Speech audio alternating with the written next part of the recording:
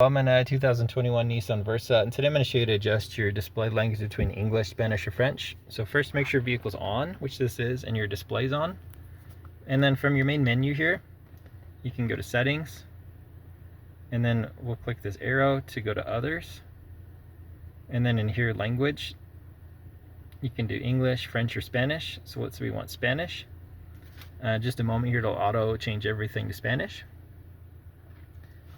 And that's it. And then I speak English, so I'll walk through all this to switch it back to English. So this configuration button, and then click once over to Otros, and then here in Idioma, we can switch it back to English. And then again, it just auto updates everything. And same process for French or any other. It's just the same buttons. But I hope this was all helpful, and I hope you have a wonderful day.